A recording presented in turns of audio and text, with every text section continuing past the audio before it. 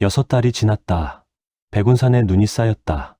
단해대 절벽 위에도 눈이 얹혔고 계곡물이 절반쯤 얼었으며 오두막 지붕에서는 고드름이 내려왔다. 아침마다 마당을 나서면 발자국이 눈 위에 선명하게 찍혔다. 하온은 달리고 있었다. 80근 쇠조끼에 손목과 발목에 납덩이를 달고 눈이 쌓인 산길을 달렸다. 발이 눈 속으로 빠졌다가 올라왔다. 눈의 저항이 더해져 더 힘들어야 했는데 이상하게도 발이 자연스럽게 올라왔다. 눈을 헤치고 나오는 것이 무겁지 않았다. 80근의 무게는 여전히 느껴졌지만 예전처럼 발이 땅에 달라붙는 것 같지는 않았다. 몸이 기억하고 있었다.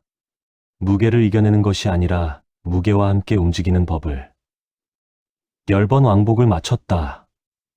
숨이 찼고 땀이 났지만 쓰러지지 않았다. 무릎이 꺾이지 않았고 두 손을 무릎에 짚지도 않고 그냥 섰다. 저코가 바위 위에서 내려와 하온의 등에 손바닥을 한번 가볍게 짚었다가 뗐다.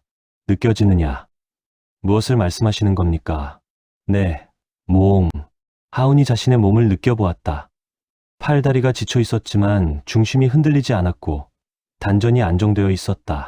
수련 내내 귀원신법의 온기가 몸을 받쳐주고 있었다는 것이 느껴졌다. 무게가 몸의 일부가 된 것 같습니다. 잊기 시작한 것이다.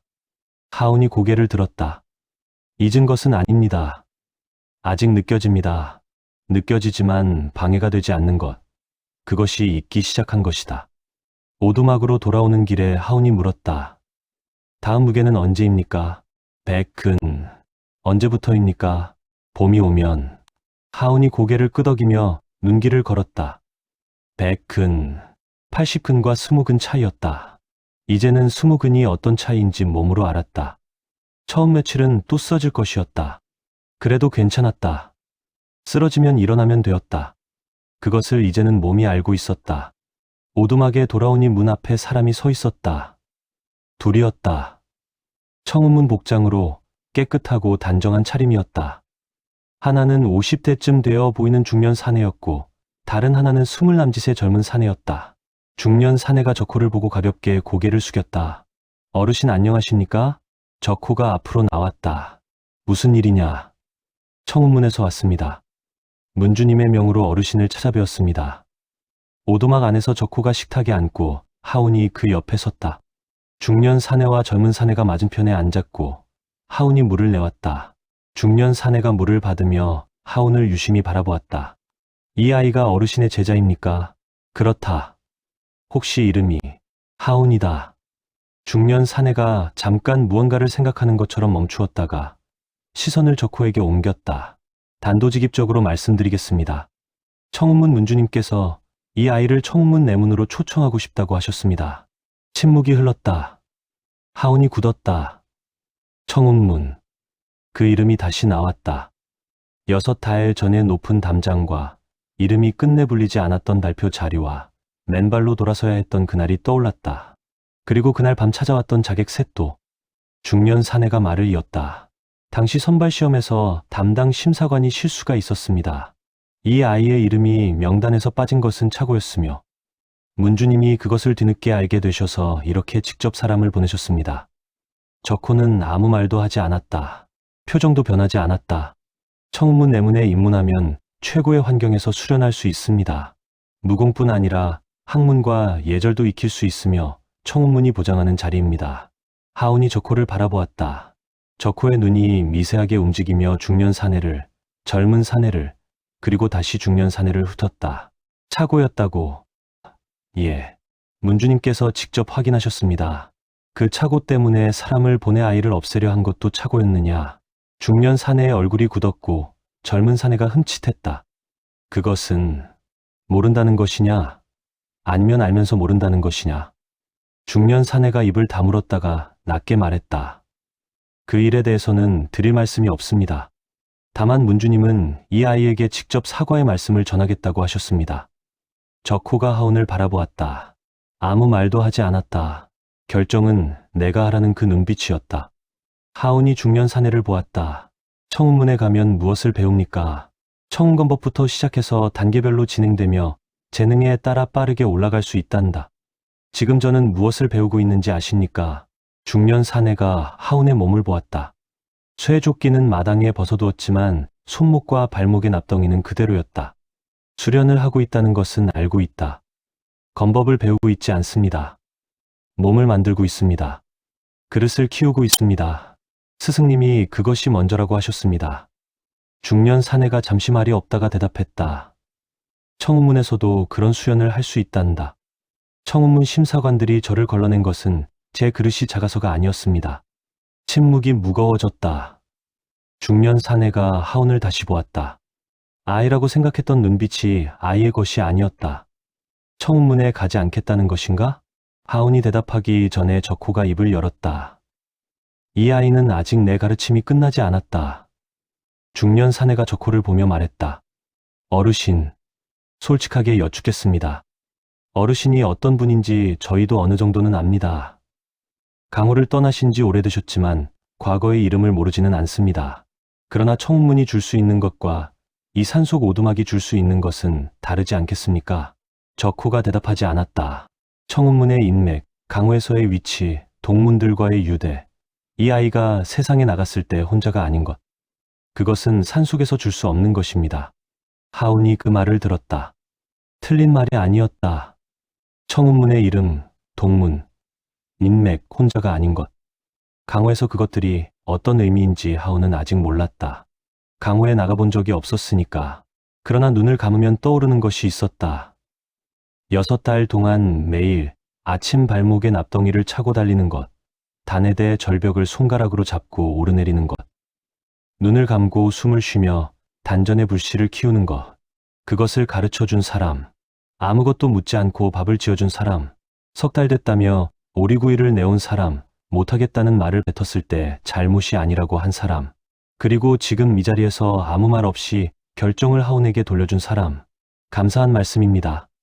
하운이 중년 사내를 보며 말했다. 하지만 저는 여기 남겠습니다. 중년 사내가 잠시 하운을 바라보다가 고개를 끄덕였다. 알겠습니다. 문주님께 전하겠습니다. 그가 일어서자 젊은 사내도 따라 일어섰다. 중년 사내가 적호에게 고개를 숙였다. 실례했습니다. 수고했다. 내려가는 길 조심하거라. 눈이 쌓여 미끄럽다. 중년 사내가 입을 열었다가 닫고 돌아섰다. 두 사람이 오솔길을 내려가기 시작했다. 하운이 그 뒷모습을 바라보았다. 젊은 사내가 중년 사내에게 낮게 무언가를 말했고 중년 사내가 고개를 저었다. 더 이상 말이 없었다. 두 사람이 나무 사이로 사라졌다. 적호가 하운 옆으로 왔다. 후회하지 않겠느냐? 후회하지 않습니다. 청운문이 줄 수 있는 것들이 필요할 때가 올 수도 있다. 그때 가서 필요하면 얻겠습니다. 지금은 여기서 얻어야 할 것이 더 많습니다. 적호가 잠시 하운을 바라보다가 안으로 들어갔다. 하운은 그 자리에 서서 두 사람이 사라진 방향을 한동안 바라보았다. 그런데 뭔가 걸렸다. 중년 사내가 처음 하운의 이름을 들었을 때 잠깐 무언가를 생각하는 것처럼 멈추었던 것. 젊은 사내가 내려가면서 뭔가를 말하려다 제지당한 것. 그리고 6달 전 자객을 보낸 것이 착오라고 했던 것. 착오. 사람을 죽이러 보내는 것이 착오인가. 하운이 안으로 들어갔다. 적호가 화로 앞에 앉아 있었다. 스승님, 말해라. 청운문이 진짜로 저를 데려가고 싶었을까요? 적호가 화로에 나무를 하나 더 넣었다. 불꽃이 일었다. 왜 그런 생각이 드느냐? 착오라고 했습니다. 그런데 사람을 죽이러 보내는 것이 착오입니까? 착오가 아니지. 그럼 왜 왔겠습니까? 적호가 불꽃을 바라보며 말했다. 내가 어떻게 자랐는지 보러 온 것이다. 6달 전 자객이 실패했으니 어떤 고수가 이 산에 있는지 알아냈을 것이고 아이가 어떻게 자라는지 위협이 되는지 아닌지 확인하러 온 것이다. 그러면 오늘 온 것이 정보를 얻으러 온 것이다. 하운의 주먹이 쥐어졌다. 6달 전 청운문 담장을 올려다보며 느꼈던 그 납덩이 같은 감정이 다시 올라왔다. 그러나 이번에는 달랐다. 뜨겁게 끓어오르는 것이 아니라 차갑게 가라앉는 것이었다. 언제쯤 청운문과 마주하게 됩니까? 서두르지 마라. 서두르는 것이 아닙니다. 준비를 해야 하는지 묻는 겁니다. 적호가 하운을 바라보았다. 이미 하고 있다. 매일 아침 조끼를 입는 것이, 매일 밤 숨을 쉬는 것이, 그것이 다 준비다. 따로 준비할 것이 없다. 하운이 주먹을 펴고 숨을 내쉬었다. 화가 가라앉지는 않았지만 그 화 위에서 움직일 수 있었다. 그것으로 충분했다. 그날 저녁 남행현 중학에서 무영은 손에 들어온 쪽지를 읽었다. 쪽지에는 짧게 적혀 있었다. 청운문 사절 둘, 백운산 다녀왔음, 아이는 거절, 고수는 신원불명, 접근 어려움. 무영이 쪽지를 화로에 던졌다. 불꽃이 일었다가 재가 되었다. 그가 주겹청을 한 모금 마시며 창밖을 바라보았다. 눈이 내리고 있었다. 백운산 방향이었다. 거절했군. 혼잣말이었다. 입꼬리가 아주 조금 올라갔지만 웃음인지 알 수 없었다. 하지만 나쁘지 않은 표정이었다. 청운문 사절 둘이 백운산을 내려가고 있었다. 눈길이었다. 중년 사내가 앞장서고 젊은 사내가 뒤를 따랐는데 두 사람 모두 말이 없었다. 오솔길 중턱쯤 내려왔을 때였다. 젊은 사내가 낮게 말했다. 어떻게 생각하십니까? 무엇을? 그 아이 말입니다.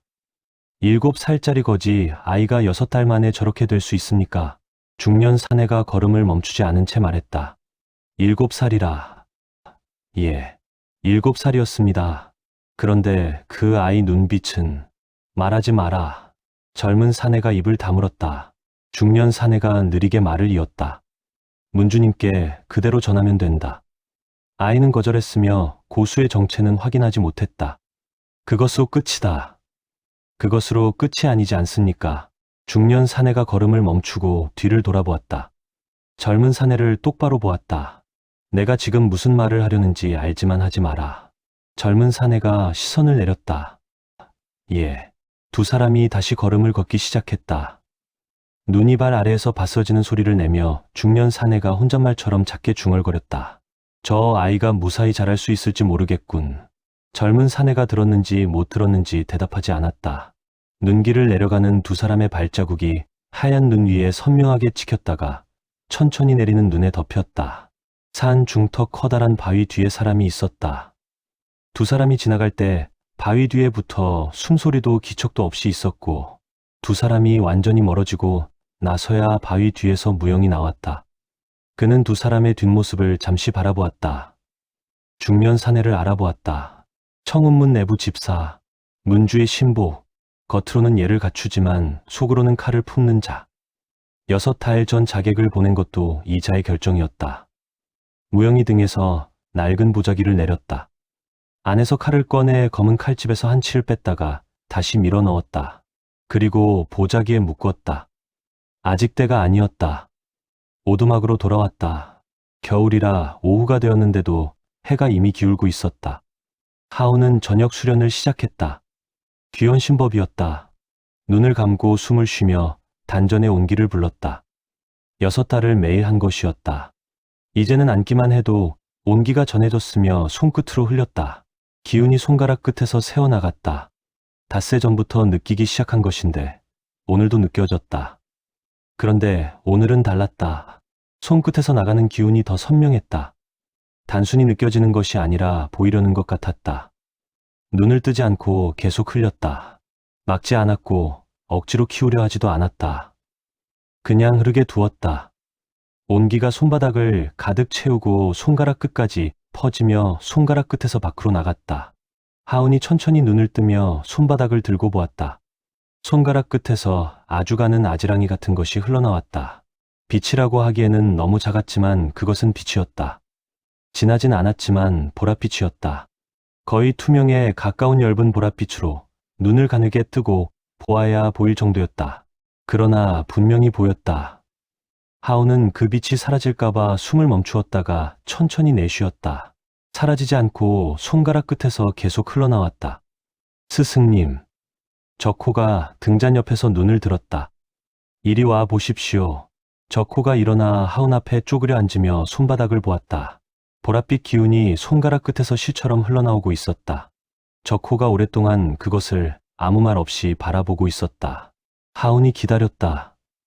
적호가 천천히 일어섰다. 두 번째 단계 완성이다. 이 빛이 무엇입니까? 내 기운이다. 왜 보랏빛입니까? 기운의 색은 사람마다 다르며 타고난 것이다. 다른 사람들은 무슨 색입니까? 흰 것도 있고 푸른 것도 있고 붉은 것도 있다. 색의 강약은 없지만 보랏빛은 드물다. 드물다는 것이 좋은 것입니까? 좋고 나쁨이 아니다.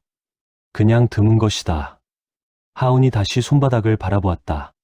엷은 보랏빛이 손가락 끝에서 흘러나오고 있었다. 작은 것이었지만 자신의 것이었다. 세 번째 단계는 무엇입니까? 이 기운을 칼에 싣는 것이다. 하운이 눈을 들었다. 아직 건법을 배우지 않았습니다. 건법이 없어도 된다. 칼이 있어야 합니까? 처음에는 있어야 하지만 나중에는 없어도 된다. 하운이 자신의 손을 보았다. 한 번도 칼을 쥐어본 적이 없었다. 칼을 구해야 합니까? 적호가 말없이 안방으로 들어갔다가 잠시 후 손에 칼을 들고 나왔다.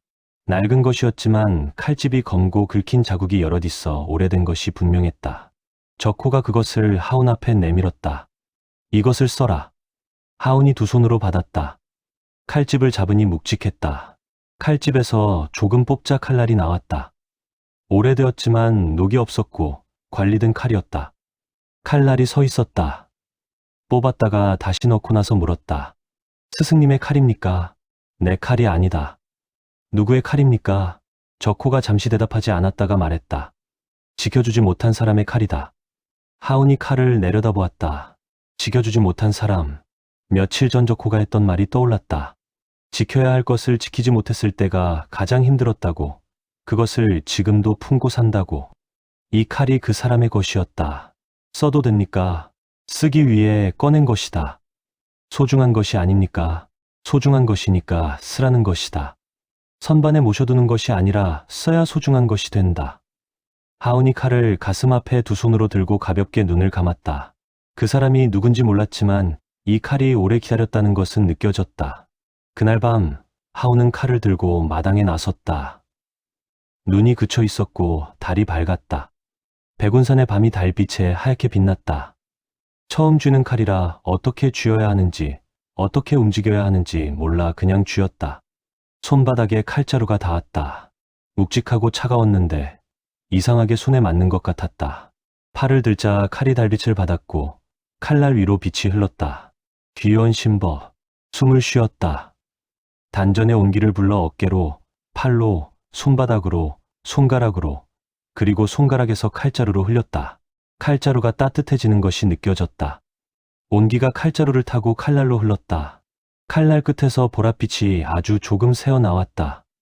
손가락 끝에서 새어나오는 것보다 더 작아서 거의 보이지 않는 것이었지만 나왔다. 달빛 아래 칼날 끝에서 엷은 보랏빛이 조용히 흔들렸다. 하운이 칼을 내리고 멍하니 칼날을 바라보았다. 빛은 이미 사라져 있었지만 분명히 느꼈다. 오두막 안에서 적호의 목소리가 들렸다. 들어와서 자라. 내일 또 달려야 한다. 하운이 칼을 칼집에 넣으며 안으로 들어가다 말했다.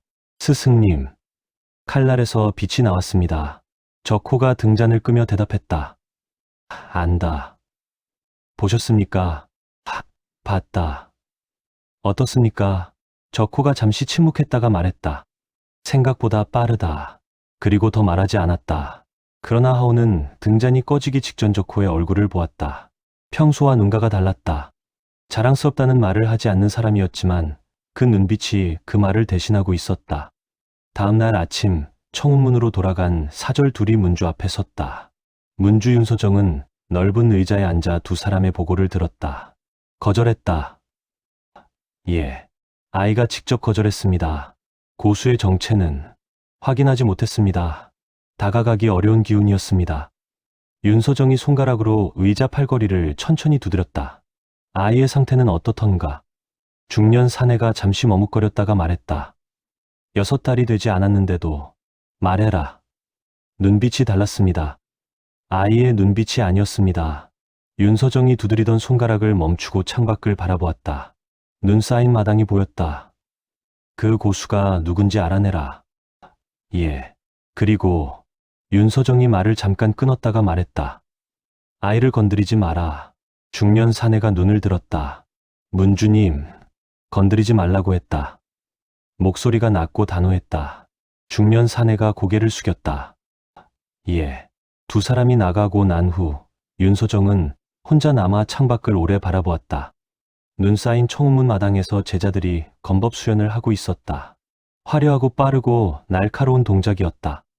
그런데 윤서정의 눈에 그것이 들어오지 않았다. 백운산 오두막에서 본 것도 아닌데 아이의 눈빛이 머릿속에 남아 있었다. 아직 가득 차지 않았으니까요. 그 말이 이상하게 오래 남았다.